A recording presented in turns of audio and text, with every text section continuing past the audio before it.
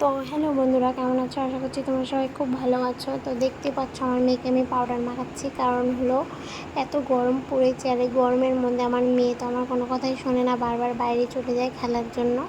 তো যতবার ধরে আনবো তার কিছুক্ষণ পরে লুকিয়ে একবারে বাইরে চলে যাবে বান্ধবীদের সাথে খেলতে। তো আমি অনেকক্ষণ ভাবি যে থাকুক, একটু খেলুক, আমারও বাড়িতে কাজ টাজ আছে, কিছুক্ষণ কাজ টাজ করে নিই তারপরে আনবো। তো ওই সুযোগে আমিও ছেড়ে রাখি, ভুল করে না, মানে কাজবশত। তো গরমে ঘুরে ঘুরে ওর মুখে এত ঘামাচি হয়ে যায়, মুখে গলা টলা দিয়ে।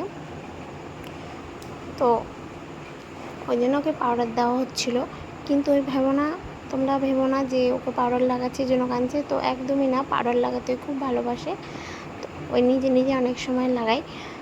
কিন্তু ওর হলো কান্নার কারণ ছিল, ওর লাগবে পয়সা। 5 টাকায়, বেশি না, 5 টাকায় লাগবে। 3 বেলায় ঘুম থেকে উঠে পয়সাই লাগে ওর। তো আমি তো তখন দিচ্ছিলাম না, দেখলাম এখন দুপুরবেলা পয়সা নিয়ে কী করবো, ওকে বারণও করছিলাম যে পয়সা হবে না।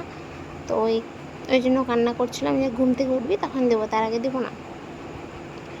তো ওর খাওয়া দাওয়া কমপ্লিট করে নিয়ে পাউডার টাউডার দিয়ে ওকে ঘুম পাড়াবো জন্যই করছিলাম। দেখো না, অ্যাক্টিং করে করে কাঁদছে, মনে হচ্ছে কী হয়ে গেছে। তোর বাবা থাকলে না একটু বেশি আদর দেখাই। তো কারণ ওর বাবার কাছে জেদ করলে সবসময় সব কিছু পেয়ে যায়, আমার কাছে তো সহজে পাই না, পাই কিছু, মানে অনেকক্ষণ পর পাই। তো দেখো, ওকে আমরা বলছিলাম তোমাকে দেখো নিবি, তোমাকে সাধু বাবা লাগছে। তো কিছুক্ষণ পর এবার আয়নার দিকে তাকিয়ে দেখছে, দেখো না ভাবভঙ্গিটা কেমন করছে।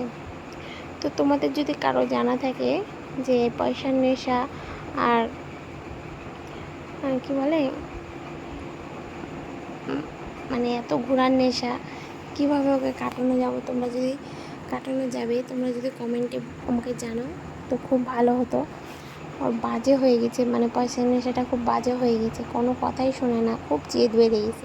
তো তোমাদের যদি জানা থাকে আমাকে কমেন্টে জানিও। এখনকার মতো টাটা, বাই বাই।